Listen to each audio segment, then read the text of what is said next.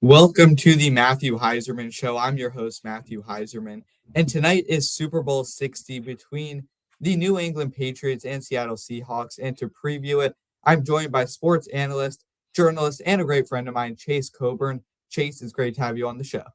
So happy to be here, Matthew. So happy that we have the Matthew Heiserman Show currently in tow, and I'm so happy we have that. And excited to chop it up because, wow, what a game it is tonight. I'm excited for it. Absolutely. And before we get started, just let the people know, where they can find some of your work, how they can see more of the stuff you're working on. Yeah, for sure. We got 100. I think we just reached 107,000 followers on Instagram today. So you can see that right there. Chase's _sports_news on Instagram. Chase's Sports News on YouTube is where all the long form content goes. And at Chase Coburn 1 on TikTok. We got a lot of different handles over there. And, we can put that in the description and stuff like that. But yeah, the main one's Instagram. We'd love to have you over there. And we're going to be doing a lot of Super Bowl coverage as well. So we're excited to get that started in the next few hours. Absolutely. Love to hear it. And then getting right into this preview, I think we have to start with the quarterbacks in this matchup. We're obviously looking at Drake May and Sam Darnold. May was the runner-up for MVP, lost to Matthew Stafford. Sam Darnold coming off what I would consider to be the best game of his entire career against the Rams in the NFC Championship game. How do you view the quarterback matchup between those guys? Who would you give the edge to? Between Darnold and May? Gosh. Yeah. So I think it's so tough because I genuinely like Sam Darnold as a player more than Drake May. I really like the plays that he can make. I like his connection with Jackson Smith-Njigba. I don't think it's a coincidence that he's won 14 games in consecutive seasons with two different franchises. That's unprecedented territory. Only Tom Brady's ever done that, and he didn't do it with two different franchises. He did it with one stable dynasty as an organization. So I think what Darnold does, he's a winner. I think he always puts you in a position to win football games. But I think he also wrecks games more. There is an element of Seattle checks every single box to me in this game, and that's why a lot of people are predicting a blowout. They check every box except the turnovers one. That's been their biggest problem all year. Sam Darnold had more turnovers than any quarterback. Now, on the flip side, Drake May is no stranger to giving the ball away either. He's had troubles with that in the postseason. But I feel like when push comes to shove, if Seattle loses this game, it's probably because Darnold made more mistakes than May.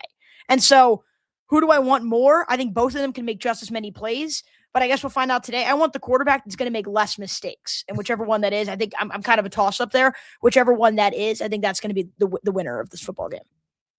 And it's funny because it's almost been a reverse in the playoffs where Darnold has thrown 4 touchdowns, 0 interceptions, and then you have May, who's had 6 fumbles. I think he's only lost 3 of them, but still had trouble holding on to the ball. He has 2 interceptions, although you can't really blame him for those, because one of them was a Hail Mary, the other one was a tipped pass.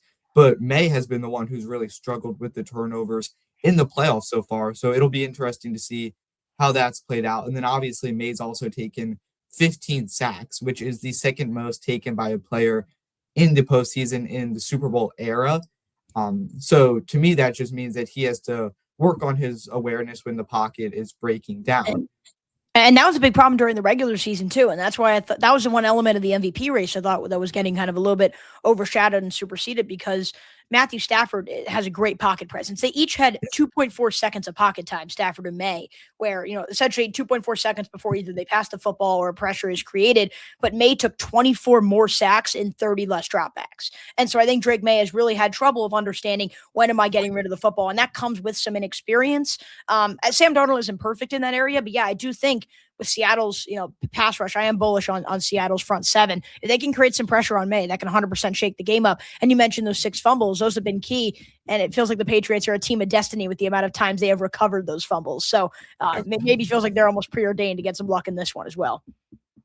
And then switching over to the defense, the Patriots defense has allowed just over 8 points per game in the playoffs so far. But you have to consider as well, that's against a Chargers team who had an atrocious offensive line, against a Texans team where CJ Stroud threw 4 interceptions, and then they play the Broncos led by Jarrett Stidham, and that was his first start of the season. So obviously 8 points per game, if you're allowing that as a defense, that's still amazing, but you do have to take it with a grain of salt. Their competition has not been amazing in the postseason so far. But my question to you, how does the Seahawks offense compare to any offense the Patriots have had to face in the playoffs so far? It's a good point you mentioned the schedule. It feels like the Patriots, the narratives and the expectations always align with the schedule, whether that's in the regular season or the postseason. I haven't even thought about the fact that, between those offenses, it hasn't like they've played anybody elite, but they have made plays. And I think what this New England defense has counted on all season is even when they were struggling during the regular season, they can force turnovers. They can shake up the game by, I saw it firsthand with my Baltimore Ravens. You're up 11 points in the fourth quarter or 10 points in the fourth quarter. And it's like there was never any doubt that the Patriots were going to be able to come back in that game because they have a defense that is able to cause havoc and create mistakes. And that is where it's a really bad matchup for Sam Darnold, because Darnold likes to play defenses that, sure, may be harder to gain yardage on, but don't do as well at forcing turnovers, right? Or more just kind of a stable defense than so reliant on the turnovers. So I really think that the Seahawks are certainly the best offense they've played in the postseason. I think Sam Darnold is the best quarterback they've played in the postseason. I think you should not discredit Kenneth Walker. I think they can run the football extremely well as well. But I really do think that New England is going to need to force turnovers. And again, that's going to come down to how Sam Darnold protects the football, how he takes care of the football, and whether or not that can shift the game. Absolutely. And then the Seahawks defense allowed the fewest regular season points per game with just 17.2. So you have the team that has allowed the fewest points per game in the playoffs and then the fewest points per game in the regular season. It's going to be a heavy defensive matchup. What can we expect to see from that Seahawks defense in this contest? The better question is, what shouldn't you expect to see? I mean, Mike McDonald has done a superb job over there. I think they're loaded on all three levels. I think it's very hard to beat them. I think what Matthew Stafford was able to do last week was extraordinary. I think it was 370 yards and 3 touchdowns. That's unprecedented against his defense. That is number one in DVOA and number one in total DVOA. And they're the sixth team in NFL history to do that. 4 of the other 5 have won the Super Bowl. Rest in peace, 2023 Baltimore Ravens. But this is a team that overall, those metrics truly do indicate dominance, and they are a dominant defensive team. Mike McDonald has been a dominant defensive mind everywhere he's gone. Nick Emmanwori, I think, is fantastic. I think he's a wizard all over the field, and that is just one of so many playmakers on this defensive side of the ball. I saw what they did to Brock Purdy, not once but twice, really 3 times. They shut him down the first time too, and that San Francisco offense has been one that can match the explosives of any offense this year. I think what they've done to them has been extraordinary. I think you just look across the board, we're really going to learn, right? Because it was Drake May versus Matthew Stafford, and the only quarterback that's really been able to find some weaknesses in the Seattle defense has been, Matthew Stafford. And so while I know it's a regular season award, if the whole general argument, because the whole point of this is to do it in the postseason, if the whole general argument is Stafford versus May, Stafford has come to play countless times, but 3 times this year he's come to play and put his team in a position to win in all 3 games against the Seattle defense. Can Drake May do the same? I guess we'll see, and we'll see really if that schedule narrative comes into play here. And then another thing that I saw that I guess is interesting, Seattle has played zone at the league's 3rd highest rate, 71% this season, and then May holds a 88.1 PFF grade against zone, compared to just 63.5 against man. So maybe that favors Drake May a little bit in this matchup. He is better against his own coverage, which the Seahawks do run more frequently. And then going back to the Seahawks defense, they had the best run defense in the NFL this season, according to DVOA. And then they also led the NFL in yards per carry allowed with just 3.7. Will the Patriots have any luck running the ball this game? Will they be able to get that ground game going? Or is it going to be more of an aerial attack for this one? I think for them to win, Drake May is going to need to make plays. So I think in some ways it is going to be an aerial attack. But just as I look back to the postseason, you mentioned some of the regular season stats for them against the run. But Christian McCaffrey had 11 carries for 35 yards. And if I'm remembering correctly, Los Angeles really wasn't incredible against the run either. I guess it depends on the order. I thought Blake Corum did a good job, but Kyron Williams kind of struggled a little bit. So I think it really matches the change of pace between Trevion Henderson and Ramondre Stevenson, how you really utilize them both, how you utilize the change of pace. I think this team, I'd utilize Ramondre Stevenson quite a bit. I think the Seahawks defense struggles when teams get really physical in the trenches. And I'm not saying the Patriots offense is ready for that, but I think Ramondre Stevenson is kind of a hit you from the ground, is going to gain an extra 2-3 yards after contact type of runner. That is both out of the backfield as a receiving back, as well as, just out of the backfield taking a run. So I think if you utilize Ramondre Stevenson, you can kind of, muck the game up a little bit that way. But I think overall, it's going to have to come down to Drake May. I think you have to put your season in the hands of your MVP runner-up and your all-pro second-team player. And look, May has not played great in the postseason, but he's made just enough plays to win. I think if Drake May can go and make those plays, which also includes on the ground, he led the NFL in rushing first downs over 30. So I think if he's making those plays on the ground, but especially through the air, that's how New England's going to win the game. I think you utilize the rushing attack, but it can't be the nucleus of a team that's going to take down the Seattle defense. And then we talked about how good the Patriots defense has been in the postseason, but the offense has looked awful. There's no way to really sugarcoat it. They've made some good plays here and there, but they've averaged 18 points per game in the playoffs, which is the fewest postseason points per game by a team entering the Super Bowl since 1979. And Matthew, not even to bring that up, the Patriots also had a defensive touchdown against the Texans. If you really think about it, that number's probably more like 14, 15, 16. Yeah. The offense has struggled quite a bit. And then along with that, the Patriots' last two games produced their lowest success rate of the entire season. The offense has looked rough. How much does that concern you? Is that something you're expecting them to be able to fix in this matchup?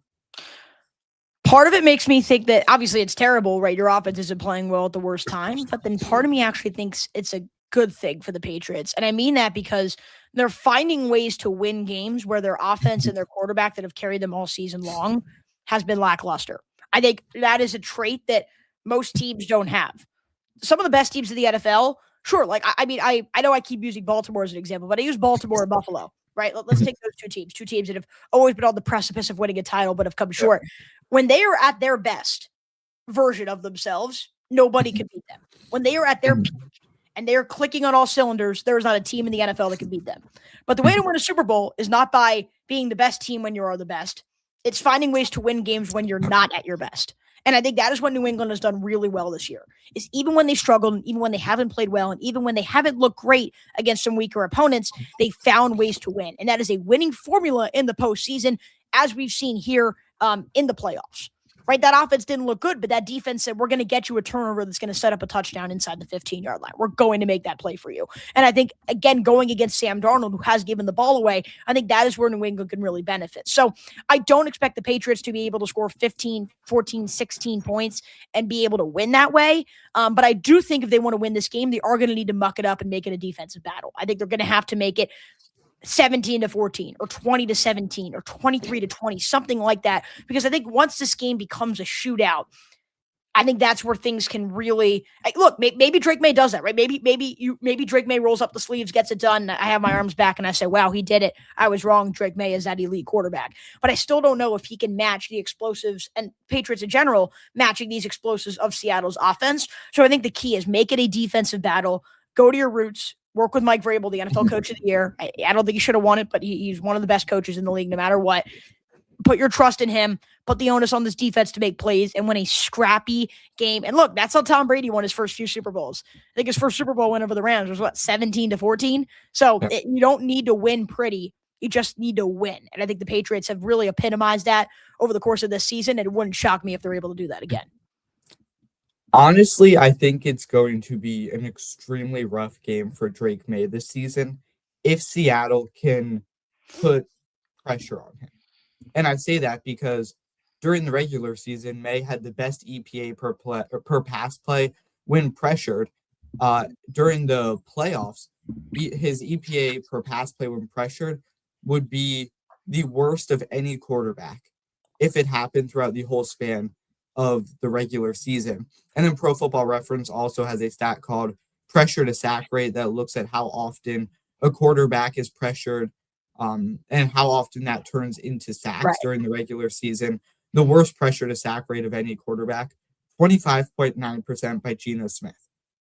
Drake May's pressure to sack rate in the playoffs so far has been 45.5%, almost 20% higher than the worst during the regular season. And then PFF also shows that he plays much, much worse against the blitz.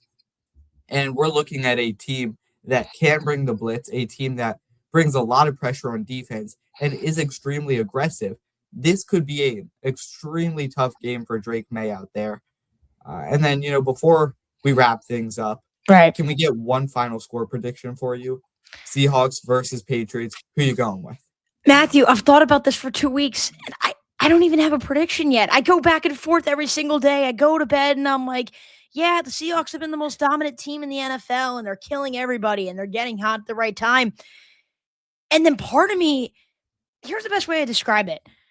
My brain and my mind for football tells me the Seahawks are going to win this game. It tells me that the Seahawks are the better team. It tells me that the Seahawks have been more complete. It tells me that the Seahawks have been more consistent. But the best team doesn't always win Super Bowls.